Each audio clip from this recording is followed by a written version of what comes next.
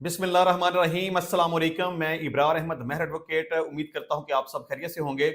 इमरान खान साहब ने army chief Assam Munir साहब को खत लिखा है, इस पर बात करेंगे। लेकिन सबसे पहले इमरान खान ने पूरी कौम को एक पैगाम दिया है कि 8 फरवरी को आपका मैंडेट चुराया गया, लिहाजा उस रोज को बतौर यौम स्याह मनाने के लिए आप सबको निकलना होगा।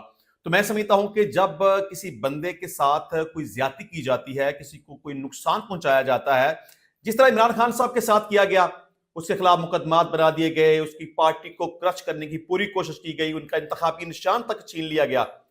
और 8 फरवरी को होने वाले इलेक्शन में आल दो के पाकिस्तान तहरीक इंसाफ के जितने भी उम्मीदवार थे, उनके पास पाकिस्तान तहरीक इंसाफ का इंतखाबी निशान बल्ला मौजूद नहीं था। लेकिन इसके बावजूद पूरी पाकिस्तानी कौम ने इमरान खान से मोहब्बत का इजहार किया, इमरान खान को वोट कास्ट किया। अगर 2 नंबरी ना होती, अगर मैंडेट ना चुराया जाता, तो जो मौजूदा हुकूमत है वो कभी भी हुकूमत में ना होती। इमरान खान इस वक्त पाकिस्तान का वजीर आजम होता। तो इमरान खान साहब ने पूरी पाकिस्तानी कौम के सामने ये रिक्वेस्ट की है और कहा है कि आपने 8 फरवरी को यौम स्याह के तौर पर मनाना है, क्योंकि 8 फरवरी 2024 को इलेक्शन हुआ, मैंडेट चुराया गया, पाकिस्तान तहरीक इंसाफ का वोट चोरी हुआ। तो मैं समझता हूं कि इमरान खान साहब की ये कौम के साथ जो रिक्वेस्ट की गई है वो बिल्कुल सही है। एहतजाज करना चाहिए, आवाज बुलंद करनी चाहिए, शोर शराबा करना चाहिए, धरना देना चाहिए, जलसा करना चाहिए, तकरीर करनी चाहिए, भरपूर तरीके से अपना एहतजाज रिकॉर्ड करना चाहिए। लेकिन मसला यह है कि जो मौजूदा हुकूमत है उसके खिलाफ बहुत सारी एलिगेशंस हैं, लेकिन इससे बड़ा इल्जाम या इससे बड़ी हकीकत और कोई हो नहीं सकती कि वो जाली हुकूमत है, वो मैंडेट चोर हुकूमत है, वो जबरदस्ती मुसल्लत हुए हैं। तो इमरान खान एहतजाज करना चाहता है, ये उसका राइट है, कानून और आइन के दायरे के अंदर रहते हुए हर सियासी जमात को यह हक हासिल है। लेकिन हुकूमत ऐसा करने की इजाजत नहीं देगी, बल्कि वजीर दाखिला मोहसिन नकवी ने बड़ा मुज़हिका खेज या आप ये कह लें बड़ा बेवकूफ़ी पर मबनी एक बयान दिया कि अगर पाकिस्तान तहरीक इंसाफ ने 8 फरवरी को एहतजाज किया तो उनके साथ वही सलूक किया जाएगा जो कि 26 नवंबर 2024 को किया गया था। इसका क्या मतलब है? इसका मतलब यह है कि आपको एहतजाज नहीं करने दिया जाएगा। इसका मतलब यह है कि आपके खिलाफ क्रैकडाउन किया जाएगा। एक दफा फिर से चादर और चार दीवारी का तकद्दुस पमाल किया जाएगा। एक दफा फिर से तहरीक इंसाफ के लोगों को पकड़ा जाएगा, उनके खिलाफ झूठे मुकदमा दिए जाएंगे, उनको पकड़कर जेलों में बंद किया जाएगा और पूरे तरीके से कोशिश की जाएगी कि पाकिस्तान तहरीक इंसाफ किसी भी तरह से 8 फरवरी को एहतजाज ना कर सके। और पाकिस्तान तहरीक इंसाफ ने उस दिन एहतजाज करने के लिए, जलसा करने के लिए लाहौर और सियालकोट में डिप्टी कमिश्नर को एप्लीकेशन भी दे रखी है कि उन्हें जलसा करने की इजाजत दी जाए। लेकिन मैं समझता हूं कि हुकूमत उन्हें जलसा करने की इजाजत नहीं देगी, डिप्टी कमिश्नर इजाजत नहीं देगा। हाँ, क्योंकि जलसा करना हक है। हाई कोर्ट में पटिशन फाइल की जा सकती है, सुप्रीम कोर्ट ऑफ पाकिस्तान में पटिशन फाइल की जा सकती है, उन्हें जलसा करने की अल्टीमेटली इजाजत तो मिल जाएगी। लेकिन इसके बावजूद हुकूमत अफोर्ड ही नहीं कर सकती कि वो पाकिस्तान तहरीक इंसाफ को एहतजाज करने की इजाजत दे या उन्हें एहतजाज करने दे। तो हुकूमत हर तरह से रुकावट पैदा करने की कोशिश करेगी, डंडे मारकर एहतजाज करने वालों को रोके या मुकदमा दर्ज करके रोके या किसी भी तरह से रोके। लेकिन इसमें हुकूमत को एक बात याद रखनी चाहिए कि आप ताकत का इस्तेमाल करके, आप झूठे मुकदमात बना के, आप डंडे का इस्तेमाल करके, आप वाटर कैनन का इस्तेमाल करके, आप कुछ भी ऐसा गलत तरीका इस्तेमाल करके लोगों को एहतजाज करने से वक्ती तौर पर तो रोक सकते हैं, लेकिन मुकम्मल तौर पर उन पर पाबंदी नहीं लगा सकते। ताकत के इस्तेमाल से आप रोक सकते हैं, लेकिन किसी की सोच को आप तब्दील नहीं कर सकते। आप अगर सोच को तब्दील करने के लिए ताकत का इस्तेमाल करेंगे तो पाकिस्तान तहरीक इंसाफ की मकबूलियत बढ़ेगी, इमरान खान की मकबूलियत बढ़ेगी। मैं समझता हूं कि वजीर दाखिला का बयान गलत और बेवकूफी पर मबनी है। उन्हें इस तरह का गैर जिम्मेदाराना बयान नहीं देना चाहिए था। अगर पंजाब में एहतजाज करने की इजाजत नहीं दी जाएगी तो केपीके में तो हर सूरत एहतजाज होगा और एहतजाज होना चाहिए। एक बंदे को आप दबाएंगे, उसको आप जेल में बंद कर देंगे, उसके साथ आप कुछ गलत करेंगे, वो कहता है कि जी आपने मेरा मैंडेट चुराया, इस पर इंसाफ होना चाहिए, वो कहता है कि इसके ऊपर जुडिशियल कमीशन बनाना चाहिए।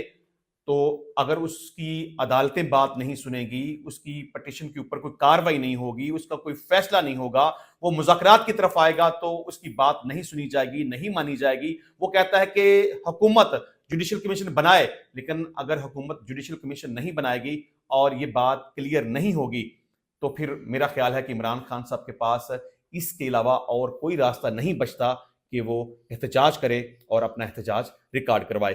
اچھا، زہد حامد نے ایک بڑا عجیب و غریب فتویٰ دیا ہے اور اس فتوے کی وجہ سے اس کو کافی زیادہ تنقید کا سامنا بھی کرنا پڑ رہا ہے، اور پاکستان تحریک انصاف کے لوگ خاص طور پر اسے آڑے ہاتھوں لے رہے ہیں، بلکہ میں اگر یہ کہوں کہ اسے گالیاں تک نکال رہے ہیں تو یہ بات صحیح ہے، کیونکہ اس نے بات ہی اتنی سٹوپڈ کی ہے۔ دیکھیں، فتویٰ جاری کرنا اور اس حوالے سے مذہب کا استعمال کرنا یا کوئی ایسی بات کہنا کہ فلاں ایسا کرنے والا کافر ہے، مرتد ہے، مشرک ہے، یہودی ہے، کافر ہے، واٹ ایور، کسی بھی بندے کو یہ فتویٰ دینے کا کوئی حق نہیں پہنچتا۔ اور خاص طور پر یہ جو فتویٰ دیا گیا ہے وہ کیا ہے جی؟ پاکستان فوج کو گالی دینے والا کافر، مرتد اور مشرک ہے، یہودیوں کا ساتھی ہے، اللہ اور رسول کا دشمن ہے، پی ٹی آئی، مہرنگ بلوچ اور منظور پشتین ذلیل لوگ اس میں شامل اور کافر ہیں۔ یہ کیا ضرورت پڑی تھی اس طرح کا فتویٰ دینے کی؟ مطلب کہ آپ مذہب کو جس طرح سے آپ چاہیں گے اپنی مرضی کے مطابق یا اپنی سوچ کے مطابق استعمال کریں گے، اور جو آپ کے دل میں آئے گا آپ فتویٰ جاری کر دیں گے۔ بڑے ہی افسوس کی بات ہے کہ تنقید کرنا ایک الگ بات ہے، کسی کو سمجھانا ایک الگ بات ہے۔ جی، پاکستانی فوج کے خلاف بات نہیں کرنی چاہیے یا اس کو گالی نہیں دینی چاہیے یا اچھا رویہ اختیار کرنا چاہیے، لیکن اگر آپ کسی کے مذہب کے اوپر حملہ کریں گے اور کہیں گے جی وہ کافر ہو گیا، وہ مرتد ہو گیا، وہ مشرک ہو گیا، وہ اللہ اور اس کے رسول کا دشمن ہو گیا، تو پھر کیا ہوگا؟ پھر گالیاں ہی پڑیں گی۔ تو میرا خیال ہے کہ اگر زاہد حامد کے اس فتوے پر تنقید ہو رہی ہے یا اسے گالیاں پڑ رہی ہیں تو میرا خیال ہے کہ یہ پھر صحیح ہو رہا ہے۔ اچھا، ارشاد بٹی صاحب نے حامد میر صاحب سے ایک سوال پوچھا، بڑا مزیدار سوال تھا، میرا دل چاہا کہ میں آپ کے ساتھ ڈسکس کروں۔ تو بٹی صاحب نے پوچھا کہ اگر قائد اعظم آپ کے خواب میں آئے تو آپ کیا کہیں گے ان سے؟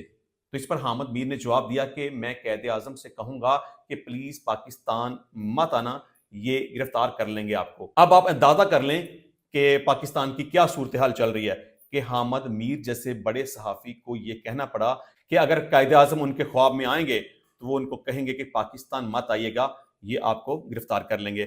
اچھا جی، سب سے بڑی اور اہم خبر یہ ہے کہ عمران خان نے chief of army staff Asif Munir کو خط لکھا ہے۔ اس حوالے سے جیو نے اس خبر کو رپورٹ کیا۔ اڈیالہ جیل کے باہر میڈیا سے گفتگو کرتے ہوئے عمران خان کے وکیل فیصل چودھری نے بتایا کہ عمران خان نے بطور سابق وزیر اعظم اور پارٹی سربراہ آرمی چیف کو 6 نکات پر مشتمل خط بھیجا ہے۔ فیصل چودھری نے بتایا کہ خط میں پہلا نقطہ فراڈ الیکشن اور منی لانڈرنگ کو جتوانے سے متعلق ہے، دوسرا نقطہ 26ویں آئینی ترمیم، قانون کی حکمرانی اور عدلیہ متاثر ہونے پر ہے، جبکہ عمران خان نے القادر ٹرسٹ کیس فیصلے کا بھی حوالہ دیا ہے۔ فیصل چودھری کے مطابق خط میں چوتھا نقطہ پی ٹی آئی کے خلاف دہشت گردی کے پرچے، چھاپے اور گولیاں چلانے پر ہے، جبکہ پانچواں نقطہ انٹیلیجنس اداروں کے کام سے متعلق ہے۔ انہوں نے بتایا کہ عمران خان نے دہشت گردی کے خلاف جنگ میں فوج سے اظہار یکجہتی کرتے ہوئے خط میں کہا کہ فوج روزانہ قربانیاں دے رہی ہے، پوری قوم فوج کے ساتھ کھڑی رہے۔ فیصل چودھری کے مطابق عمران خان نے خط میں کہا کہ سوشل میڈیا پر کریک ڈاؤن کرنے کے لیے پیکا قانون لایا گیا، پیکا قانون کو کرمنلائز کیا گیا، تنقید کا گلا گھونٹا گیا، صحافیوں کو دھمکیاں دینے سے سارا نزلہ فوج پر گر رہا ہے، ملک کی معیشت گھٹنوں پر ہے، حکومت نے روپے کی قدر روک کر معیشت کو متاثر کیا ہے۔ انہوں نے مزید بتایا کہ عمران خان نے خط میں سرمایہ کاری سب سے کم ہونے، انٹرنیٹ بند، جوڈیشل کمیشن بنانے اور پالیسیاں تبدیل کرنے کی درخواست بھی کی ہے۔ اس کے علاوہ عمران خان صاحب نے یہ بھی کہا ہے کہ فوج اور قوم میں دوریاں پیدا ہو رہی ہیں، ان فاصلوں کی سب سے بڑی وجہ اسٹیبلشمنٹ کی پالیسیاں ہیں۔ اسٹیبلشمنٹ ان کے ساتھ کھڑی ہوئی جو 2 دفعہ کے این آر او زدہ ہیں، اسی وجہ سے قوم میں نفرت پیدا ہوئی۔ عمران خان نے خط میں مزید یہ لکھا کہ دہشت گردی کے خلاف جنگ میں فوج تب کامیاب ہوتی ہے جب قوم اس کے پیچھے کھڑی ہو، اپنی پالیسی تبدیل کریں۔ تو میں سمجھتا ہوں کہ عمران خان صاحب نے chief of army staff Asif Munir کو جو خط لکھا اور خط میں جو کہا وہ بالکل درست اور صحیح کہا۔ اچھا جی، اس کے علاوہ خبر ہے کہ زراعت میں کتنی آمدن پر کتنا ٹیکس کٹے گا۔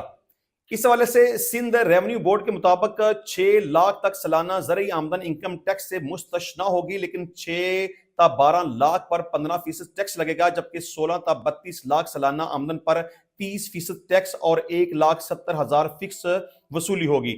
ریونیو بورڈ کے مطابق 32 تا 56 لاکھ آمدن پر 40% ٹیکس اور 6,50,000 فکس وصولی ہوگی، جبکہ 56 لاکھ سے زائد سالانہ آمدن پر 45% ٹیکس لاگو ہوگا اور 16,10,000 فکس وصولی ہوگی۔